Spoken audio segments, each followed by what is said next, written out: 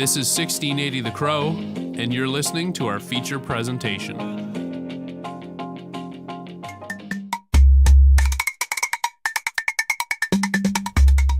The Vancouver International Film Festival is on now, and one of the films getting a lot of attention is Treasure of the Rice Terraces. Arara, sa dichuba or ano hahato ta agad as chabas aron tau. That was 108-year-old tattoo artist Apo Wang Od. In that clip, she explained in her native language, Putput, that her father taught her the art of tattoos so that they wouldn't lose their culture and that they would have a source of livelihood.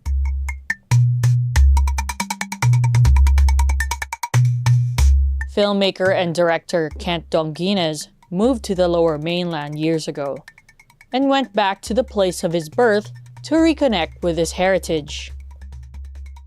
In the Treasure of the Rice Terraces documentary, he tells the story of the ancient art of Kalinga tattooing and the last tattoo artist of her generation, Apo Wang Od. Here's a clip of Lars Krutak, who explains how significant the art is. Every indigenous tattoo has a story to tell, and they're deeply rooted within the people that wear them. Kalinga tattooing is really unique if you think about the indigenous world of tattooing. The technique, the pigments, the patterns, the meanings behind these tattoos. It's a really fascinating story.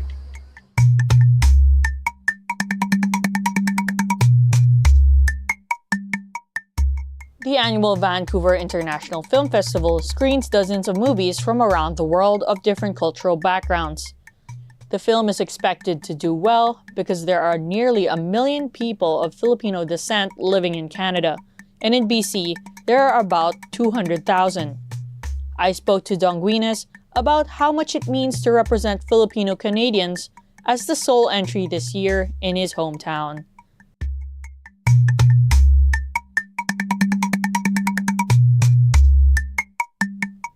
To begin the interview, I asked him why he made the documentary. I made this movie first. It was driven by a dream, but also it comes from, I guess, just the hunger for understanding what Filipino identity really means to this day. I think it's really important for us as Filipinos to really ground ourselves in our culture instead of embracing the system back in the Philippines. You know, as we all know, Philippines because of a lot of its colonizations, it became a Western patronizing country. And Treasure of the Rice Terraces is just a perfect example of why people need to visit the Philippines and experience the Philippines because of the beauty of its culture, traditions that is still alive today with zero foreign influence. Looks like you had a great time back in the Philippines. Can you maybe share an anecdote or memory from the trip back home? So we did four trips total in the making of this movie, and I think one of the, if not the best, but one of the best moments I've had was coming back to the village and showing the finished product. It was so memorable because it was our first time to show this to the community. Second, we were also waiting for notes.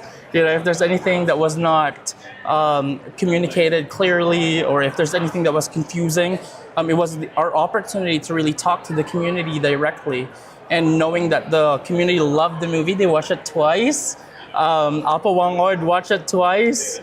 I have nothing but gratitude to the community. And, you know, and I think this is a beautiful testament to people who are interested to do independent productions, especially in film, that commit to the project you're doing and make sure that you do it with so much ethical considerations behind it for it to be worth it, not only for the community that you're spotlighting, but the people who are also working behind the film.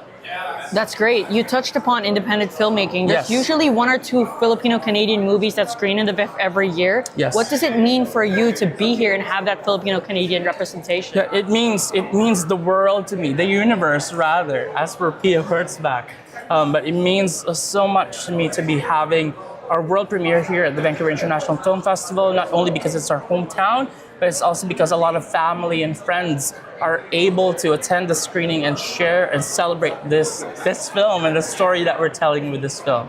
You touched upon how it's your hometown, but why is it important to have representation here in Vancouver or the Hollywood North? It's definitely important when it comes to representation. We're especially in North America. This is a predominantly white community, not only in Canada but also the U.S. And telling our stories can sometimes be an easy pushover. But as a filmmaker, I take responsibility to telling our stories and my commitment to not only the community but my background on its own. And if I can tell our story confidently, proudly, and authentically, I'll be able to, not just spotlight the culture, but also talk about the beauty of what it is to be Filipino and what Philippines has to offer. Your story is inspiring. I did watch the movie. I will let you know Thank you. that there are a million people of Filipino descent living in Canada. Yes. Do you think Filipino Canadians should go to their place of heritage? If yes, why? Yes, Filipino Canadians definitely need to go back to the Philippines.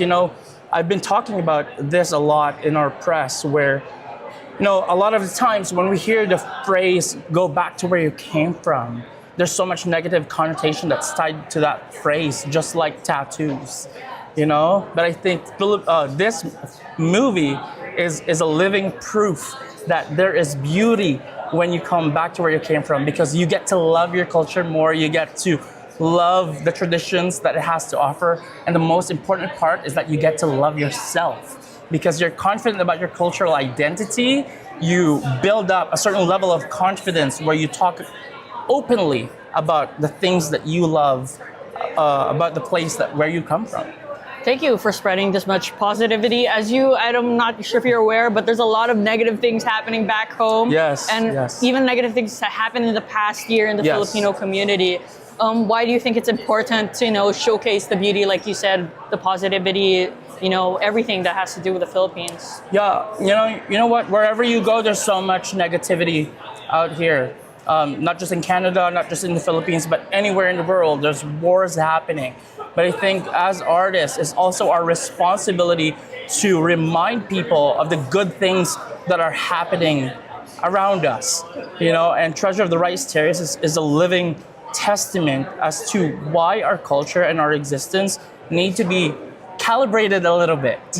We tend to focus on the things that stress us out, and if there's one thing that we learned from the elders in Buscalan, it's really to take out the stress in your lives because you're gonna get older much faster.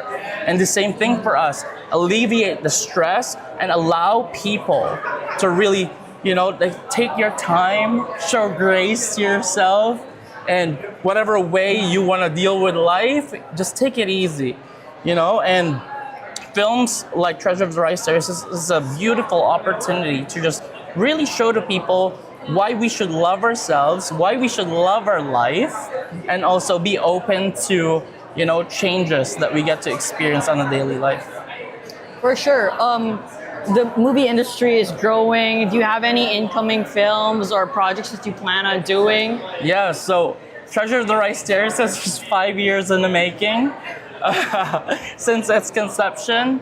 To me, I think I'm at a point in my career as a filmmaker to also show to people that I am more than just a documentary filmmaker. So I'm taking time off documentaries in the next couple of years to focus on my fiction work.